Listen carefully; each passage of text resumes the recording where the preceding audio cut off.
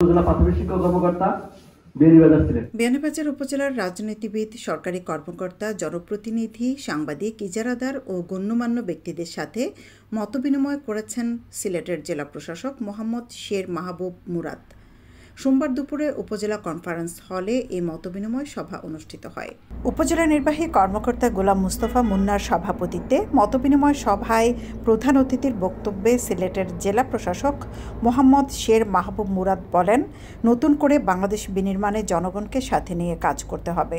সচেতনতার মাধ্যমে রাস্তা, খালের সংস্কার ও পরিচ্ছন্নতা কার্যক্রম ব্যক্তি ও এলাকাভিত্তিক উদ্যোগে করা সম্ভব।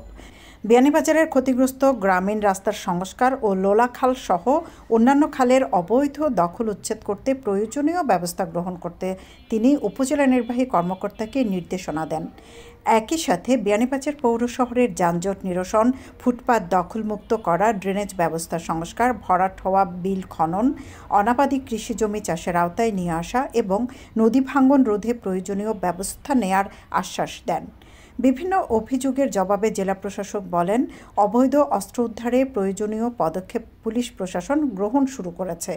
একই সাথে নিষিদ্ধ সংগঠনের কার্যক্রম, লিফলেট প্রচারের সুনির্দিষ্ট অভিযোগ দেওয়ার পরামর্শ দেন তিনি। বিয়ানীবাজারের বেশ কয়েকটি ইউনিয়ন পরিষদের চেয়ারম্যানদের অনুপস্থিতির কারণে নাগরিক সেবা অচল হয়ে পড়েছে এই অভিযোগে বিষয়টি দেখা হবে জানিয়ে জেলা প্রশাসক বলেন, বেশ কিছু জেলা ও উপজেলায় ব্যবস্থা নেওয়া হয়েছে। এসব বিষয়ে তদন্ত করে ব্যবস্থা নেওয়ার কথা জানান তিনি।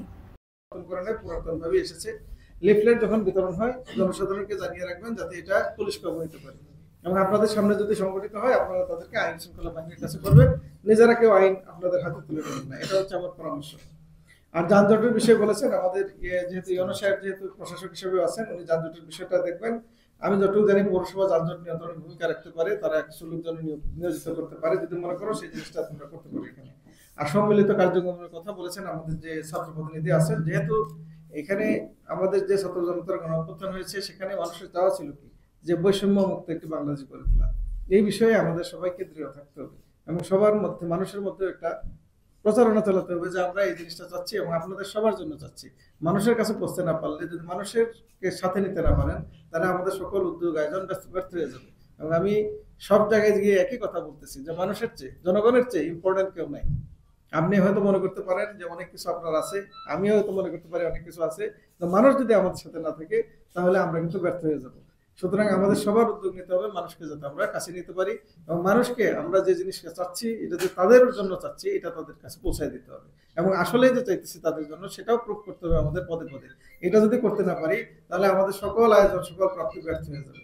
আমি আপনাদের সবাইকে অনুরোধ করবো আপনারা সচেতন হন এবং সর্বোচ্চ সংখ্যক, আমি যতগুলো উপজেলায় গেছি আজকে সর্বশেষ উপজেলা বিয়ানীবাজার, আমি সর্বশেষ, তাই তো? ও না, উসমানীনগর বাকি আছে, দ্বিতীয় সর্বশেষ আর কি। সেই হিসাবে আমি বলবো যে আপনারা সর্বোচ্চ কথা বলেছেন জনপ্রতিনিধি থেকে এবং রাজনীতিবিদ থেকে।